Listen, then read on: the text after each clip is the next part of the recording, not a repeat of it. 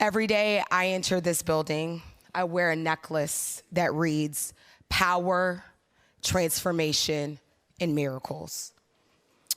I wear it as a reminder that in the midst of deep darkness, these three are abundant, and these are a North Star. These three things that even in midnight, they will lead us to liberation. And members, I would submit to you that here in the state of Florida, we are in midnight. Preparing for this legislative session, I knew what was coming. I prepared myself and I fortified my spirit. I joked, I compartmentalized, but nothing can prepare you for being dismissed in your face by the same colleagues who say they care about you. One of the definitions of dismiss is to treat as unworthy of consideration. And that is what happened yesterday when the bill sponsor said the quiet part out loud. When he said, in essence, that my marriage was less valid than his because I am married to a woman. And that marriage should not be able to be discussed in a classroom. When alienating parents and children who have LGBTQ families, who, by the way, we all serve in this house. When one of my colleagues, Rep. Nixon, was crying out for her child, her pleas fell on deaf ears.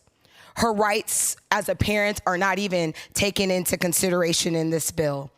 And in fact, there was laughter from the front rows as she was crying out for her child. Members, I would submit to you, you can never fully prepare for your life being dismissed. I would submit to you that it is midnight in Florida. So I spent the better part of last night tossing and turning. What should I say? What can I say? In the words of Dr. King, where do we go from here? What do the people need to hear? Because members, I'm sorry, I'm less concerned about a chamber who believe their supermajority is greater than God's supernatural power and is greater than liberation. I was reminded about my purpose. I got clear on it.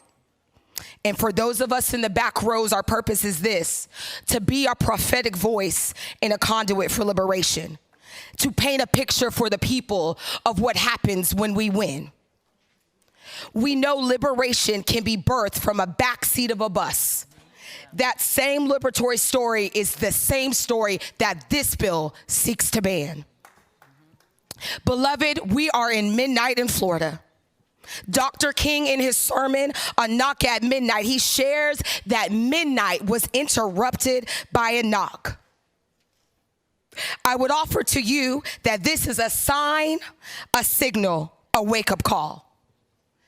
This is what this bill is in the slate of bills to come. It is a knock.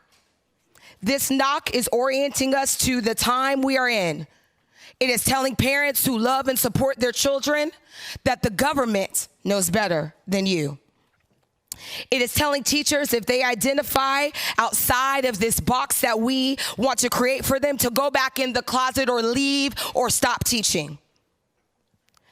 It is telling children who identify as LGBTQ that this legislature's box is more important than their very life. It is picking and choosing history. Members, I would tell you that we are in midnight. We are in a historical midnight. Not because we have forgotten the power of our story, but because those in power know the power of our story, and they are seeking to ban it at every turn. We are in midnight. They know our people thrived and survived against all odds. And my faith tradition teaches me this, that the people overcame by the word of their testimony and by the blood of the Lamb. So if they can silence us, they may mistakenly believe they can halt our liberation. Members, it is midnight in Florida. This knock we are experiencing is our wake-up call. As Jesus did, it is our call to disturb the consciousness of the people. And I'm going to talk to the back rows. This is our call to disturb the consciousness of the people. It is for us to be in solidarity with the poor and with the weak. Because in this state, the same state they talk about freedom, I'm talking to y'all now. The same state they talk about freedom, that this freedom is for everybody. It is for the black body. It is for the woman body. It is for the femme body. It is for the trans body. It is for the LGBTQ body. Just that same gospel in this same state is for everybody.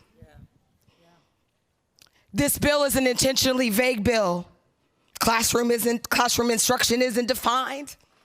The bill instructor refused to acknowledge if sexual orientation included heterosexual relationships. This legislation seeks to divide and obscure. We are doing this all while the majority of our third graders can't even read on grade level.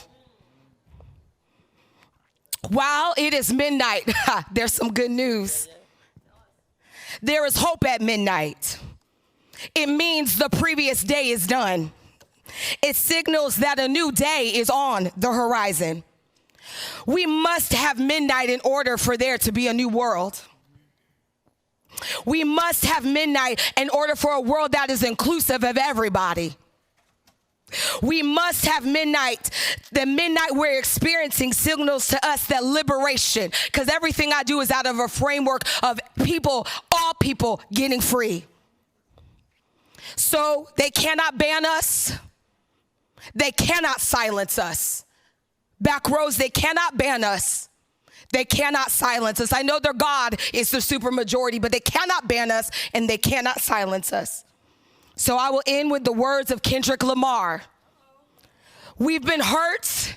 We've been down before. When our pride was low, looking at where do we go? But if God got us, we gonna be all right.